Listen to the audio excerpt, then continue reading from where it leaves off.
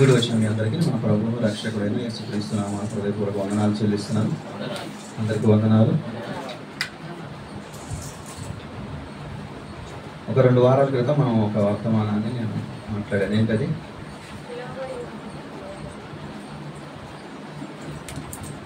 అంశం ఏంటి? నమ్మకత్వం. సరే, దానికి సంబంధించినటువంటి వాక్యాన్ని మనం చూద్దాం. తిమోతి గారు, అపోస్తలుడైన పౌలు గారు తిమోతి గారికి రాసిన 2వ పత్రిక 2వ అధ్యాయం 2వ వచనం చూడండి ఒకసారి. నీవు అనేక సాక్షుల ఎదుట నా వలన వినిన సంగతులను ఇతరులకును బోధించుటకు సామర్థ్యము గల నమ్మకమైన మనుషులకు అప్పగించుము. నమ్మకత్వం గురించి మనం ఆల్రెడీ నేర్చుకున్నాం. ఇప్పుడు ఇందులో ఏం కనపడింది మీకు? నమ్మకత్వం కనపడిందండి. మరొకటి కనపడింది, సామర్థ్యం. ఈరోజు మన అంశం ఏంటంటే, చెప్పండి మీరే. సామర్థ్యం. ఇప్పుడు సామర్థ్యానికి నమ్మకత్వానికి చాలా కనెక్షన్ ఉంది. ఇక్కడ 2 విషయాలు తెలియజేస్తున్నాడు. సామర్థ్యము గల నమ్మకమైన మనుషులకు అప్పగించుము. సామర్థ్యం. నేను మాట్లాడినప్పుడు ఒక మాట చెప్పాను. మన యొక్క ఆర్థిక పరిస్థితులు సామర్థ్యం, ప్రతి వారికి ఒక్కొక్క సామర్థ్యం ఉండిద్ది అన్నా, అవునా? అలాగే ఆర్థిక స్థితిలోను ఆత్మీయ స్థితిలోను సామర్థ్యం అనేది, అంటే ఒక్కొక్కరికి ఒక్కొక్క సామర్థ్యం. ఇంతకీ ఆ సామర్థ్యం ఎవరిచ్చారు అంటే దేవుడే ఇచ్చాడు సామర్థ్యం. ఇది ఆర్థికంగా అయినా ఆత్మీయంగా అయినా ఒక సామర్థ్యాన్ని కలిగి ఉన్నాం. సంఘంలోకి వచ్చినప్పుడే ఆ సామర్థ్యాన్ని మనం గుర్తించి మనం దానికి ఏం చేయాలంటే డెవలప్ చేసుకోవాలి, పెంచుకోవాలి. సామర్థ్యాన్ని ఏం చేయాలి? పెంచుకోవాలి. పెంచుకోవాలంటే ఏం చేయాలి అంటే నమ్మకత్వం చాలా ఇంపార్టెంట్. ఎందుకంటే అప్పుడు మాట్లాడినప్పుడు ఏం చెప్పానంటే, అన్యాయపు సిరి విషయంలో నమ్మకంగా ఉంటే సత్యమైన ధనం అంటే జ్ఞానం దేవుడు ఇస్తాడు. ఇప్పుడు నమ్మకత్వం అనేది మనం కలిగి ఉండాలి, సామర్థ్యం అనేది దేవుడు ఇస్తాడు ఆటోమేటిక్గా. అర్థమవుతుందా? అందుకే ఒక మాట తెలియజేస్తున్నాడు. ద్వితీయోపదేశ కాండం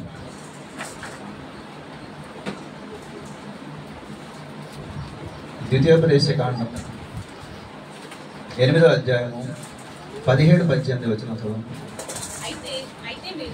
అయితే మీరు మా సామర్థ్యము మా బాహుబలము ఇంత భాగ్యము మాకు కలుగజేసినని అనుకొందురేమో, కాగా నీ దేవుడైన యెహోవాను జ్ఞాపకం చేసుకొనవలెను. ఏలయనగా తాను నీ పితరులతో ప్రమాణము చేసినట్లు తన నిబంధనను నేటి వలె స్థాపింపవలెనని మీరు భాగ్యము సంపాదించుకొనుటకై సామర్థ్యము కలుగజేయువాడు ఆయనే. ఎవరితో చెప్తున్నాడు అంటే, ఇశ్రాయేలీయులు కనానుకు వెళ్ళిన తర్వాత మీరు ఇంత భాగ్యం సంపాదించుకున్నారు, ఇప్పుడు ఇక్కడ సురక్షితంగా, ఇక్కడ ప్రతి వాళ్ళకి ఏమి ఇచ్చాడు? అక్కడ భూభాగాలు ఇచ్చాడు కదా. అక్కడికి వచ్చి సెటిల్ అయిన తర్వాత చెప్తున్న మాటలు ఏంటంటే, ఇది మీ యొక్క ఏమంటాడంటే 17లో చూడండి. అయితే మీరు మా సామర్థ్యము మా బాహుబలం. చాలా మంది అనుకుంటారు, మనకున్న ఆస్తిని బట్టి ఏమనుకుంటారంటే, ఇదంతా నా సామర్థ్యం, నా శక్తి సామర్థ్యాల వల్ల నేను సంపాదించుకున్నది అనుకుంటున్నారు. కానీ ఇక్కడ దేవుడు ఏం రాయిస్తున్నాడంటే మోషే గారి ద్వారా, అయితే మీరు మా సామర్థ్యము మా బాహుబలం ఇంత భాగ్యము మాకు కలుగజేసినని అనుకుందరేమో అని, కాగా నీ దేవుడైన యెహోవాను జ్ఞాపకం చేసుకోవలెను. ఏలయనగా తాను నీ పితరులతో ప్రమాణం చేసినట్లు తన నిబంధనను నేటి వలె స్థాపింపవలనని మీరు భాగ్యము సంపాదించుకున్నటకై మీకు సామర్థ్యము కలుగ చేసేవాడు ఆయనే. ఆయన ఇవ్వకపోతే నీకు సామర్థ్యం అనేది లేదు. ఎందుకు ఇక్కడికి వచ్చి చేరారు అంటే వాళ్ళకున్న నమ్మకత్వాన్ని బట్టి ఇక్కడికి వచ్చి సెటిల్ అయ్యారు. అంటే మనం ఏ స్థితి కలిగినా కానీ ఆ స్థితికి కారణం ఎవరు? దేవుడే. అంతే తప్ప నా శక్తి సామర్థ్యాలు, నాకున్న జ్ఞానాన్ని బట్టి నేను ఇంత ఆస్తిని సంపాదించగలిగాను, ఈ ఇల్లు కట్టగలిగాను, ఇంత డబ్బు సంపాదించగలిగానని మనం ఎవరు కూడా అనుకోకూడదు. అందుకే మనకు కీ పాయింట్ ఒకటి చెప్పాను. ఏంటది? మత్తయి సువార్త. మత్తయి సువార్త చూడండి, 25వ అధ్యాయం.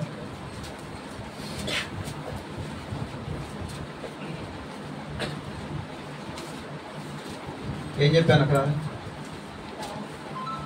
తలాంతుల గురించి చెప్పాను కదా. చూడండి 14వ వచనం నుండి. పరలోక రాజ్యము ఒక మనుషుడు దేశాంతరం ప్రయాణమై తన దాసులను పిలిచి తన ఆస్తిని వారికి అప్పగించినట్లుండును.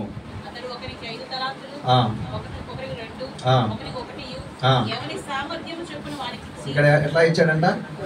ఎవని సామర్థ్యం చొప్పున వానికి ఇచ్చి వెంటనే దేశాంతరం పోయాను. 5 తలాంతులు తీసుకునేవాడు వెళ్ళి ఏం చేశాడంట? వ్యాపారం. ఇక్కడ డబ్బుల గురించి మాట్లాడుతున్నాడు, వ్యాపారము అంటున్నాడు. ఎలా ఇచ్చాడంట? ఎవరి సామర్థ్యము చొప్పున వాళ్ళకి ఇచ్చాడు. ఎవరి సామర్థ్యం చొప్పున వాళ్ళకి ఇచ్చాడు. ఇక్కడ 2 విషయాలు. ఇక్కడ డబ్బుగా కనబడుతున్నప్పటికీ దేవుడు ఇచ్చేది ఏంటి? నేను చెప్పాను, సామర్థ్యము. ఏమిస్తాడంటే నమ్మకత్వం కలిగితే జ్ఞానం ఇస్తాడు అని చెప్తాడు. అంటే కలిగిన వానికి ఇయ్యబడును అంటే. అందుకే ఇక్కడ ఏమని మాట్లాడుతున్నాడు చూడండి. 5కు 5 సంపాదించిన ఆయనతో ఏం మాట్లాడుతున్నాడు చూడండి. బలా నమ్మకమైన మంచి దాసుడా, ఈ కొంచెంలో నమ్మకంగా ఉన్నావు కనుక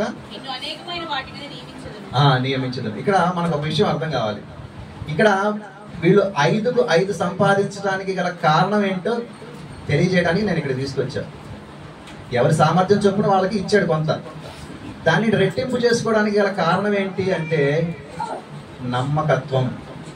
అందుకే ఇందాకేమన్నానంటే నమ్మకత్వానికి సామర్థ్యానికి సంబంధం ఉంది. అందుకే పౌలు గారు తిమోతికి రాస్తూ సామర్థ్యము గల నమ్మకమైన మనుషులకు అప్పగించుము. బోధ అనగా పరిచర్య. పరిచర్య ఎవరికి అప్పగిస్తాడంట? సామర్థ్యము, నమ్మకత్వం. ఈ 2 లక్షణాలను ఎందుకు కోరుకుంటున్నాడు అంటే పాత నిబంధన గ్రంథంలో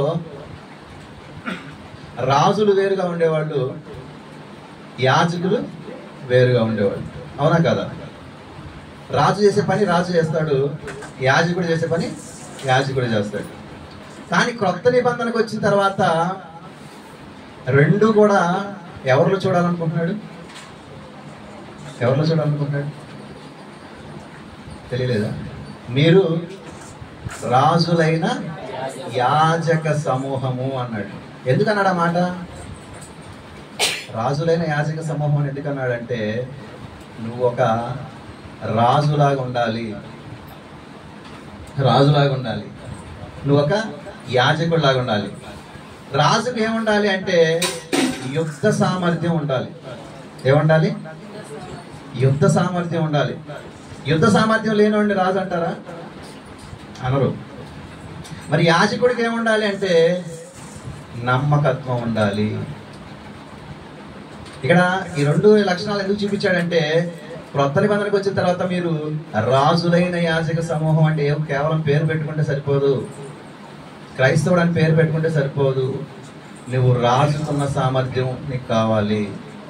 ఎందుకు ఈ సామర్థ్యం అంటే ధనంలో సామర్థ్యం ఇచ్చేది ఆయనే, జ్ఞానంలో సామర్థ్యం ఇచ్చేది ఆయనే, శక్తిలో సామర్థ్యం ఇచ్చేది కూడా ఆయనే. ఎందుకు నీకు సామర్థ్యాన్ని కోరుకుంటున్నాడు అంటే నిన్ను నువ్వు రక్షించుకోలేనప్పుడు, నిన్ను నువ్వు నిలబెట్టుకోలేనప్పుడు, నువ్వు నిలబడలేనప్పుడు నువ్వు ఇతరుల్ని నిలబెట్టలేవు. అవునా కదా? తన తానే పడిపోయాడు అనుకోండి, ఇక్కడ ఏం అప్పగిస్తున్నాడు? బోధన అప్పగించమంటున్నాడు. తిమోతి గారితో ఏం చెప్తున్నాడు? నా వలన వినిన సంగతులు ఇతరులకు బోధించుటకు. అంటే ఏంటి? ఇతరులకు ట్రాన్స్ఫర్ చేయాలి. నువ్వు నీ దగ్గర ఆగిపోవటానికి వీల్లేదు. నువ్వు పంచాలి, నీకున్న జ్ఞానాన్ని పంచాలి. అలాగే ఎవరికైతే నువ్వు పంచుతున్నావో వాళ్ళు కూడా ఏం చేయాలి? దాన్ని ఇతరులకు పంచాలి. ఇతరులకు పంచాలి అంటే నువ్వు నిలబడాలి. నువ్వు నిలబడాలంటే నువ్వు ఒక రాజులాగా యుద్ధం చేయాలి. ఎవరితో? సహోదరులతోనా? సేవకులతోనా? పక్కింటి వాళ్ళతోనా? ఎవరితో? అపవాదిని వాని దూతల సమూహం. మనం పోరాడునది శరీరులతో కాదు అంటాడు. అంటే అపవాదిని నువ్వు జయించాలి. అపవాదిని నువ్వు జయించాలంటే నిన్ను ఎక్కడ పడగొడుతున్నానని చెప్పాను పోయినసారి నమ్మకత్వం పాఠంలో. ఎక్కడ పడగొడుతున్నాడు? ధనం విషయంలో పడిపోతున్నాడు. ధనం విషయంలో పడిపోయే నువ్వు నిన్ను నువ్వే నిలబెట్టుకోకపోతే ఈ బోధ నీకు అప్పగిస్తే నీకు ఉపయోగం ఉందా? ఉండదు. అందుకే రాజుకి ఏముండాలి అంటే యుద్ధ సామర్థ్యం ఉండాలి. యుద్ధ సామర్థ్యం ఎందుకు అంటే ఎవరిని మింగుతున్నా అని సాతాను ఏం చేస్తున్నాడు? గర్జించు సింహము వలె వెతుకుచూ తిరుగులాడుతున్నాడు. వాడికి నువ్వు పడిపోయావనుకో, నువ్వు సామర్థ్యం కలిగిన వాడివా సామర్థ్యం లేనివాడివా? అసలు నిన్ను ఇక్కడ తీసుకొచ్చాడంటే నీకు సామర్థ్యం ఉందనే నేను తీసుకొచ్చాడు ఇక్కడికి. ఇక్కడ ఎవరి సామర్థ్యం చొప్పున వాళ్ళకి ఏం చేశాడంట? అప్పగించాడు. ఇప్పుడు ఆ అప్పగించిన దాన్ని నువ్వు రెట్టింపు చేయాలి అంటే, డెవలప్ చేయాలి అంటే ఏం కావాలి అంటే నమ్మకత్వం కావాలి. ఇప్పుడు నువ్వు యుద్ధం చేయాలంటే నువ్వు ఒక యాజకుడిగా ఉండాలి, దేవుని మీద ఆధారపడాలి. ఇప్పుడు దావీదు గారు గొల్యాతుని జయించడానికి ఎవరి మీద ఆధారపడ్డాడు చెప్పండి? తన శక్తి సామర్థ్యాల మీద ఆధారపడ్డాడా? దేవుని మీద ఆధారపడ్డాడు. అంటే దేవుణ్ణి యాచిస్తున్నాడు, ఎల్లప్పుడు దేవుని యొక్క సహాయాన్ని కోరుతున్నాడు. ఇప్పుడు మన సామర్థ్యం పెరగాలంటే మనం నమ్మకత్వం కలిగి ఉంటేనే మన సామర్థ్యం. నువ్వు సాతాన్ని జయించాలి అంటే నువ్వు ఈ లోకాన్ని జయించాలి ముందు. ఎందుకంటే సాతాను ఈ లోకాన్ని ఎరవేసి నిన్ను పడగొట్టాలని చూస్తున్నాడు. నువ్వు సాతాన్ని జయించాలంటే నీకు ఆ సామర్థ్యం రావాలంటే నువ్వేం చేయాలి అంటే నువ్వు ఒక నమ్మకమైన యాజకుడిగా ఉండాలి. అందుకే ఒక మాట మీకు చూపిస్తానండి. యాకోబు పత్రిక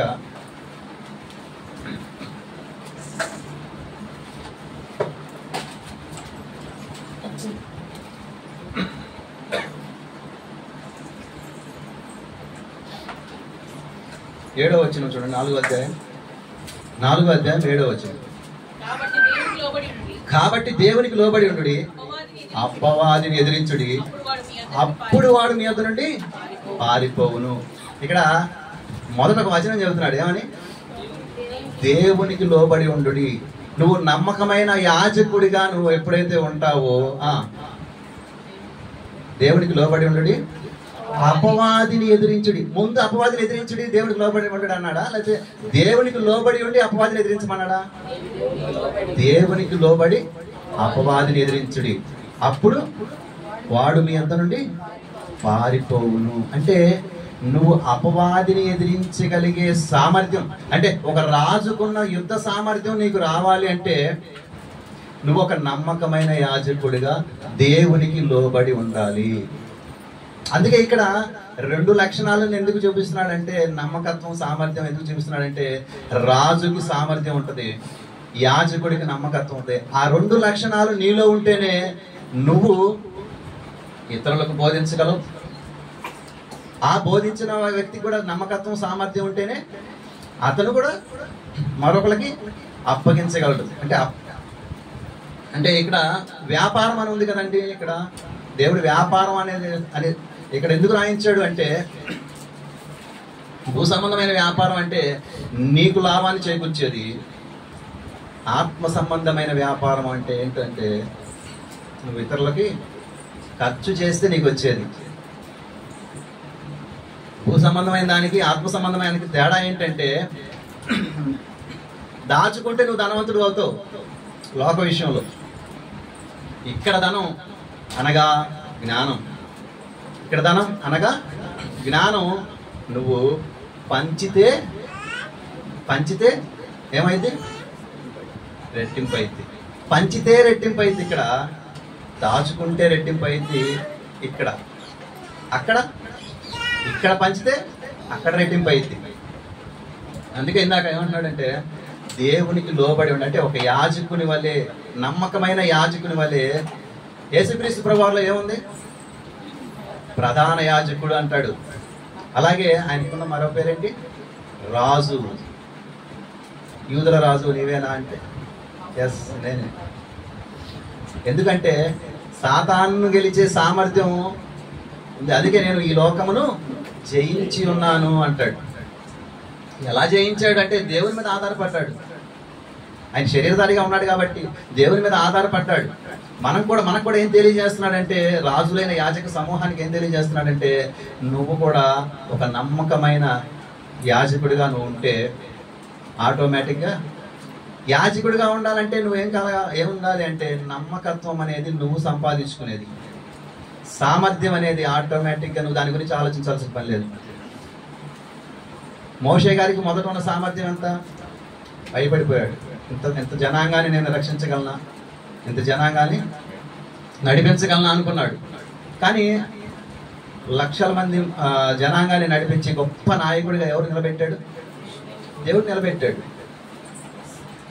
అలాగే దావీదు గారు యుద్ధ సామర్థ్యం ఉందా అండి? దావీదు గారికి ఉందా? ఎవరికి ఉంది? వాళ్ళ అన్నలకు ఉంది. ఆల్రెడీ యుద్ధంలో ఉన్నవాళ్ళు, అవునా కదా? దావీదు గారి యొక్క అన్నలు ఎక్కడున్నారు? సౌలు గారితో పాటు యుద్ధంలో ఉన్నారు. కానీ దావీదు గారిలో ఉన్నటువంటి నమ్మకత్వాన్ని బట్టి ఆయన సామర్థ్యాన్ని పెంచాడు. అందుకే మాట తెలియజేస్తున్నాడు చూడండి. దినవృత్తాంతాల మొదటి గ్రంథం 29వ అధ్యాయము. దేవుణ్ణి ప్రేమించిన విధానం అసలు దావీదు గారి చాలా గొప్పగా ఉండిద్దండి. దినవృత్తాంతాల మొదటి గ్రంథం 29వ అధ్యాయము 14వ వచనం నుంచి చూడడం. ఈ ప్రకారము మనఃపూర్వకముగా ఇచ్చు సామర్థ్యం. ఇక్కడ సందర్భం ఏంటంటే, ఈయన దేవుని మందిరాన్ని కట్టాలని ఆలోచన కలిగి ఉన్నాడు. దానికి ఊరన అయిపోయిద్దా? కట్టాలంటే ఊరన అయిపోయిద్దా? చాలా ఖర్చుతో కూడింది. అయితే ఈయన తనకున్న దాంట్లో చాలా వరకు దేవుని మందిరానికి ఇచ్చేసి, ఇంకా సరిపోదు, మీరు కూడా మనఃపూర్వకంగా ఇస్తారా అని అన్నప్పుడు వాళ్ళు ఇచ్చారంట. ఆ ఇచ్చినప్పుడు దేవుడితో మాట్లాడుతున్నాడు. ఏమని అంటే చదవండి. ఈ ప్రకారము మనఃపూర్వకముగా ఇచ్చు సామర్థ్యము మాకుండుటకు నేనెంత మాత్రపు వాడను, నా జనులెంత మాత్రపు వారు, సమస్తమును నీ వల్ల. బాగా ఆలోచించాలండి. నీ వల్లనే కలిగను కదా, నీ స్వసంపాద్యములు కొంత మేము మీకు ఇచ్చి ఉన్నాం. చూడండి ఇక్కడ ఏమంటున్నాడంటే, సమస్తము నీ వలన కలిగినవి. నీ స్వసంపాద్యం అంటే నీ ధనం. మా సంపాదన అంతా ఎవరిది? అది నీదేనయ్యా. నీకు నాకు ఇచ్చిన దాంట్లో కొంత మేము ఇచ్చాము అని మాట్లాడుతూ, మా పితరులందరి వల్ల మేము నీ సన్నిధిని అతిథులము పరదేశులమై ఉన్నాము. మా భూనివాస కాలం నీడ ఎంత అస్థిరముగా ఉన్నది. నీడ అంత స్థిరముగా ఉన్నవాడు ఒకడును లేడు. మా దేవా యెహోవా, నీ పరిశుద్ధ నామం యొక్క ఘనత కొరకు మందిరమును కట్టించుటకై మేము సమకూర్చిన ఈ వస్తు సముదాయమును నీ వలన కలిగినదే, అంతయు నీది అయి ఉన్నది. ఇదంతా నీదేనయ్యా, నువ్వు మాకిచ్చావు. నేనేం చేశాము? మా సామర్థ్యాన్ని బట్టి మేము. చూడండి ఇక్కడ, ఈ ప్రకారం మనఃపూర్వకముగా ఇచ్చు సామర్థ్యం మాకుండుటకు. అంటే నేను చెప్పాను కదా, ఆర్థికంగా మనకు సామర్థ్యం ఉన్నది ఎవరు ఇచ్చారని. అదే నేను ఈ లేఖన ప్రకారంగా చెప్పాను. ఇక్కడున్న మాటలను బట్టి చెప్పాను, నా సొంత మాటలు ఏం కాదు అది. మనఃపూర్వకంగా ఇచ్చు సామర్థ్యం మాకుండుటకు మేము ఎంత మాత్రం పోవడం. దావీదు గారి తన స్థితిని ఆలోచించుంటాడు. ఒకప్పుడు నా స్థితి ఏముందయ్యా, నేను గొర్రెలు కాచుకునేవాడిని, ఇంత బంగారం ఇంత వెండి నేను దేవాలయానికి ఇవ్వటానికి నేను ఎంత మాత్రపు వాడిని, నేను అదే స్థితిలో ఉంటే ఇవ్వగలనా అని అనుకున్నాడు. నా జనులు కూడా ఎంత మాత్రపు వాళ్ళు కూడా ఈరోజు సంపాదించుకున్నారంటే, వాళ్ళు నీ మందిరానికి ఇచ్చారు అంటే వాళ్ళెంత మాత్రపు వాళ్ళు, వాళ్ళకి కూడా సామర్థ్యాన్ని ఇచ్చింది నువ్వే. నువ్వు ఇచ్చిన సామర్థ్యంలో కొంత మేము మీకు ఇస్తున్నాను. కొంత మేము ఇస్తున్నాం. ఈరోజు మనకు కూడా వీరు మందిరాన్ని కట్టారు, దేవుని మందిరాన్ని. మనం కూడా కట్టాలి. ఏం కట్టాలి? మందిరాన్ని. ఏ మందిరాన్ని? ఈ మందిరం కాదు, ఈ మందిరాన్ని కట్టుకోవాలి. దీనికి కూడా కట్టుకోవాలి. అవసరమైనప్పుడు దీంట్లో కూడా మనం అనుకూలమైన వాతావరణం కల్పించుకోవాలి. మనం అందరం కూర్చోడానికి, వినడానికి దీన్ని కూడా కట్టుకోవాలి. కానీ దీనికంటే ముఖ్యంగా ఏం కట్టాలి అంటే ఆత్మ సంబంధమైన మందిరాలు కట్టాలి, సజీవమైన మందిరాలు కట్టాలి. కట్టాలంటే మనం కూడా ఏం చేయాలి? మనపూర్వకంగా సామర్థ్యం, మనకున్న సామర్థ్యం అంతా ఆయనదే. మీకు ఏ స్థితి ఉందో అది ఆయనదే. కాబట్టి ఆయన ఇచ్చిన సామర్థ్యాన్ని ఆయన కోసం ఖర్చు పెట్టాలి. ఇక్కడ 5 ఇచ్చిన ఆయన 5 సమకూర్చుకున్నాడంటే ఏం చేశాడంటే దాచిపెట్టుకోలేదు. ఇక్కడ ఆయన ఇచ్చాడనమాట. వ్యాపారం చేశాడు. ఎలాంటి వ్యాపారం? ఖర్చు చేసే వ్యాపారం ఇది, దాచుకునే వ్యాపారం కాదు ఇది. 2 ఇచ్చిన ఆయనకి ఏం చేశాడు? 2 సంపాదించాడు. మరి 1 ఇచ్చిన ఆయన ఏం చేశాడు? ఖర్చు చేయలేదు, ఆయన దాచుకున్నాడు అనమాట. ఏం చేశాడు? దాచుకున్నాడు. అందుకే లోక సంబంధంగా వ్యాపారం అంటే ఏంటి అంటే మనం సంపాదించుకోవటం. ఆత్మ సంబంధమైన వ్యాపారం ఏంటంటే ఇచ్చిన దాన్ని అనేకులకు పంచడం. అందుకే యాకోబు పత్రికలో ఒక మాట అంటాడు చూడండి. ఇక్కడ కూడా వ్యాపారం అనే పదం వాడతాడు. ఇక్కడ దేవుడే వ్యాపారం చేయమని కొంత డబ్బు ఇచ్చినట్టుగా మనం చూస్తున్నాము. ఇక్కడ యాకోబు పత్రికలో కూడా చూడండి, నేడైనరు రేపైనను. డిఫరెన్స్ చెప్పండి.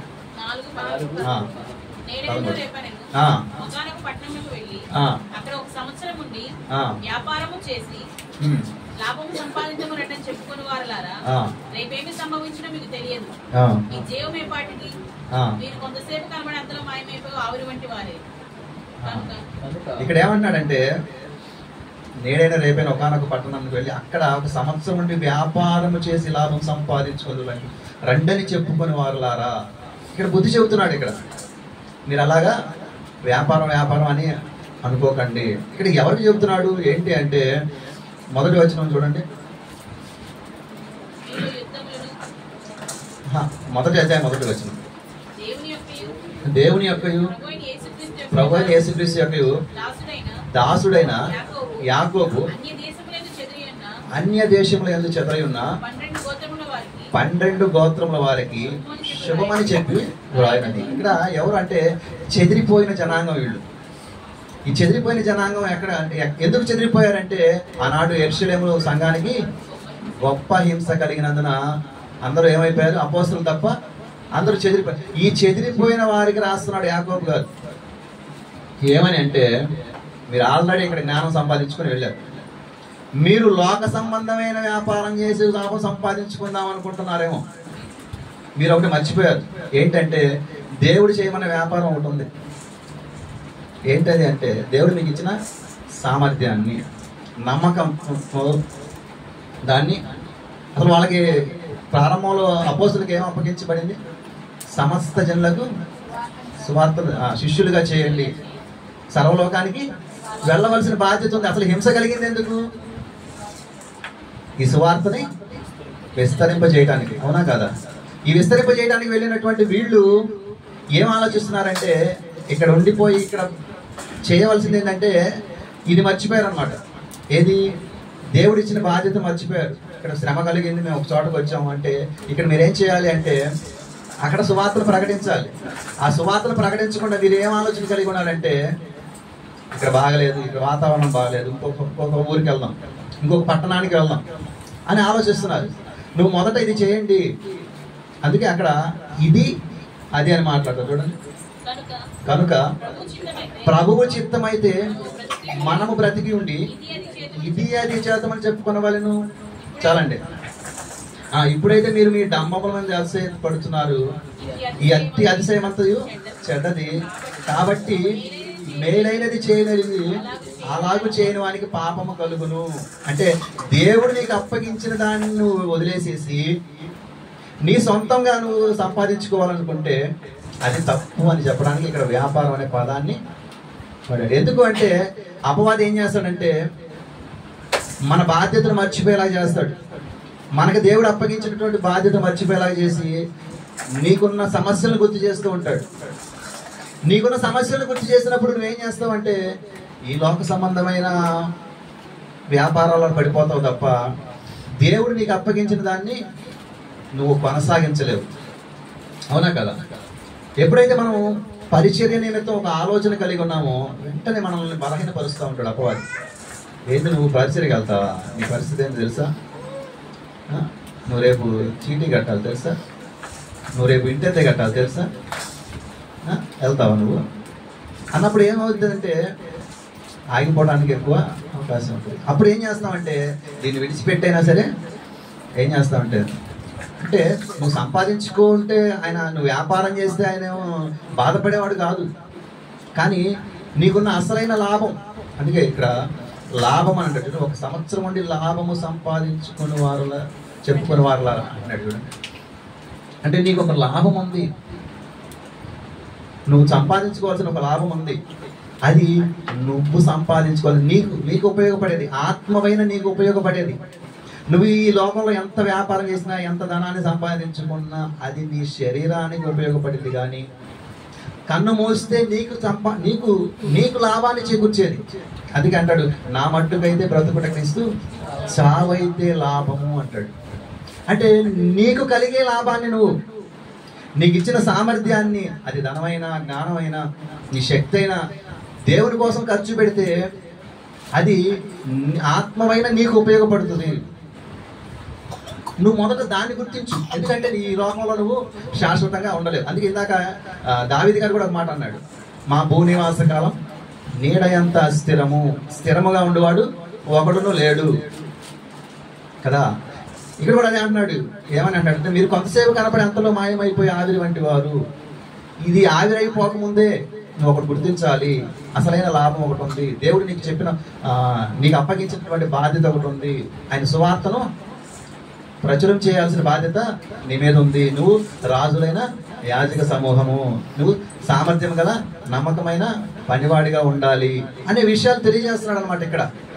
అక్కడ దేవుడే వ్యాపారం చేయమన్నాడు. ఇక్కడ వ్యాపారం చేస్తే దేవుడు ఏమంటాడు అంటే ఈ వ్యాపారానికి ఆ వ్యాపారానికి తేడా ఉంది. ఇక్కడ నీ శరీరం కోసం నువ్వు చేస్తున్నావు గనక ఇక్కడ గద్దిస్తున్నాడు. అక్కడ నీ శరీరం కోసం, నీ ఆత్మ కోసం. అందుకే ఆయన రాజ్యాన్ని నీతిని మొదట వెతకండి, ఆ తర్వాత అవన్నీ అనుగ్రహించబడతాయి అంటాడు. అలాగే దావీదు గారి ద్వారా ఏం తెలియజేసుకున్నామంటే మనం భౌతికమైన సామర్థ్యాన్ని ఇచ్చేది దేవుడే అని తెలుసు. అలాగే ఆత్మ సంబంధమైన సామర్థ్యం కూడా ఎవరిస్తారో మనం ఒకసారి మనం చూడగలిగితే కొరింథీయులకు రాసిన 2వ పత్రిక 3వ అధ్యాయము 5వ వచనం, మా వలన ఏదైనా అయినట్లుగా ఆలోచించుటకు మా అంతటా మేమే సమర్థులమని కాదు, మా సామర్థ్యము దేవుని వల్లనే కలిగి ఉన్నది. ఆయనే మమ్మును క్రొత్త నిబంధనకు అనగా అక్షరములకు కాదు కానీ పరిచారములకు మాకు సామర్థ్యము కలిగించి ఉన్నాడు. చాలండి. ఇక్కడ మా వలన ఏదైనా అయినట్లుగా ఆలోచించుటకు మా అంతటా మేమే సమర్థులమని కాదు. ఇదిగో నేను ఇన్ని సంఘాలు స్థాపించానంటే, ఇంత గొప్ప పత్రికలు రాశానంటే, ఇంత గొప్ప పరిచర్య చేస్తున్నానంటే అది నాది కాదయ్యా, మాది కాదు అంటాడు. వాళ్ళందరినీ కలుపుకొని చెప్తున్నాడు. మేమే సమర్థులమని కాదు, మా సామర్థ్యము దేవుని వలనే కలిగి ఉన్నది. ఆయనే మమ్మల్ని క్రొత్త నిబంధన కనుక అక్షరములకు కాదు ఆత్మకే పరిచారములకు మాకు సామర్థ్యము కలిగించి ఉన్నాడు.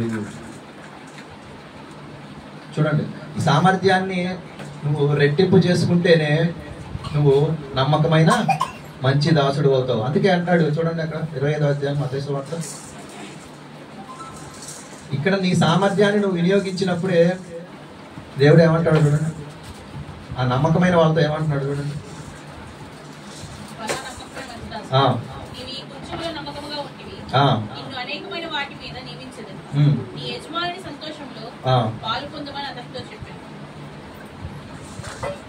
ఇక్కడ ఫుట్నోట్లో ఏముంది అక్కడ?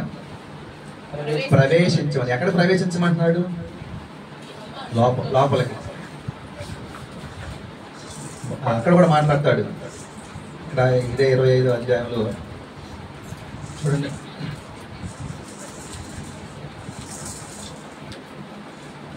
అప్పుడు రాజు 34 వచ్చింది.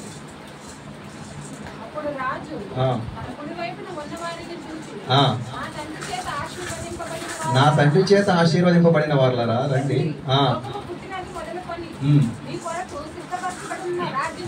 స్వతంత్రించుకొనుడి. చాలండి. ఇక్కడ ఏమంటున్నాడు అంటే లోపలికి రమ్మంటున్నాడు. దేవుడిచ్చిన సామర్థ్యాన్ని ఎవరైతే నమ్మకత్వంతో కొనసాగిస్తున్నారో ఆటోమేటిక్గా దేవుడే నీ సామర్థ్యాన్ని రెట్టింపు చేస్తాడు. అలా చేయాలంటే నీకు నమ్మకత్వం కలిగి ఉండాలి. అందుకే రాజులైన యాజక సమూహం అని మాట్లాడాడు అక్కడ. ఒక యాజకుడిగా నువ్వు దేవునికి లోబడి ఉంటే అప్పుడు నువ్వు అపవాదిని ఎదిరించగలవు. అపవాదిని ఎదిరించగలిగే సామర్థ్యం నీకు ఉంటుంది.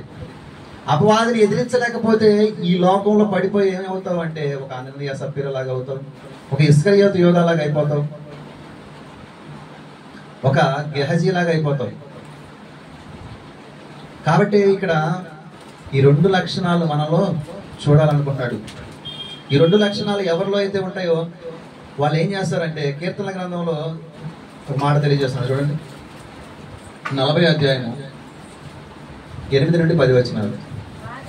దావీదు గారు మాట్లాడుతున్నాడు. భౌతికమైన సామర్థ్యాన్ని గురించి మాట్లాడిన ఆయనే మరొక సామర్థ్యం గురించి మాట్లాడుతున్నాడు చూడండి. నా దేవా, నీ చిత్తము నెరవేర్చుట నాకు సంతోషము, నీ ధర్మశాస్త్రము నా ఆంతర్యములోనున్నది. నా పెదవులు మూసుకొనక మహాసమాజములో నీతి సువార్తను నేను ప్రకటించి ఉన్నానని నేనంటిని. యెహోవా, అది నీకు తెలిసి ఉన్నది. నీ నీతిని నా హృదయంలో ఉంచుకొని ఓరకొండలేదు. నీ సత్యమును నీ రక్షణను నేను వెల్లడి చేసి ఉన్నాను. నీ కృపను నీ సత్యమును మహాసమాజమునకు తెలుపక నేను వాటిని మరుగు చేయలేదు. చూడండి, ఇక్కడ నీ నీతిని నా హృదయంలో ఉంచుకొని నేను ఊరకుండలేదు అంటే దాన్ని నేను పూడ్చిపెట్టలేదు. నువ్వు నాకు ఇచ్చిన సామర్థ్యాన్ని, అందుకే దావీదు గారి గురించి ఏం రాశాడంటే దావీదు తన తరము వారికి సేవ చేసి నిద్రించెను.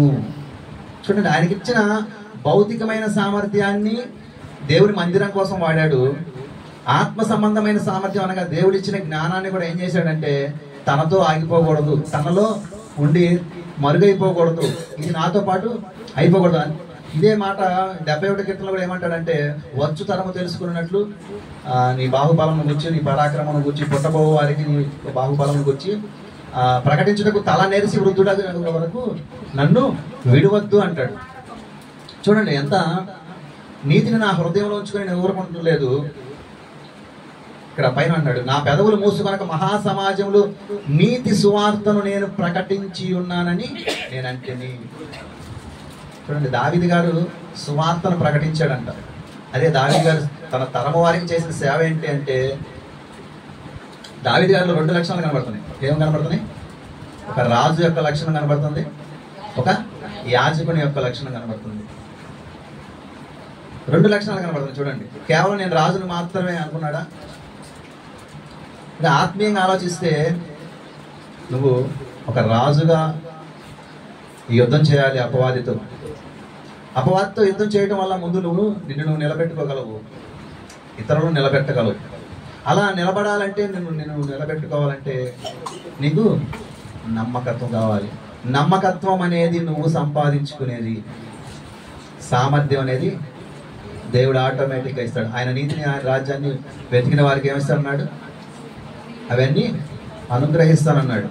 కాబట్టి మనం నమ్మకత్వం కలిగి ఎప్పుడైతే పరిచర్యలో అడుగులు వేస్తూ ఉంటామో, నమ్మకమైన పరిచర్యను ఎప్పుడైతే చేస్తూ ఉంటామో, దేవునికి ఎప్పుడైతే లోబడి ఉంటామో, అప్పుడు మనం ఆటోమేటిక్గా మన యుద్ధ నైపుణ్యం కలిగిన వారుగా మారుతాం. ఆ యుద్ధం చేసే తానుతో యుద్ధం చేసే సామర్థ్యం, ఈ లోకాన్ని జయించే సామర్థ్యం యేసుక్రీస్తు ప్రభువు అంటారు, నేను ఈ లోకమును జయించి ఉన్నాను. కనుక మీరు కూడా, మనం కూడా ఏం చేయాలంట? జయించాలంటే ఏం కావాలి? యుద్ధ సామర్థ్యం ఉండాలి. యుద్ధ సామర్థ్యం నీకు కావాలంటే ఎవరిస్తారు? దేవుడిస్తారు. దేవుడు ఇవ్వాలంటే నువ్వు ఎలా ఉండాలి? ఆయన ఇచ్చిన ఆర్థిక పరిస్థితుల్లోనూ నువ్వు నమ్మకంగా ఉండాలి. నువ్వు ఆత్మీయంగా నీకు ఇచ్చినటువంటి జ్ఞానం విషయంలో కూడా నువ్వు ఇతరులకు పంచేవాడిగా ఉండాలి, ఖర్చు పెట్టేవాడిగా ఉండాలి.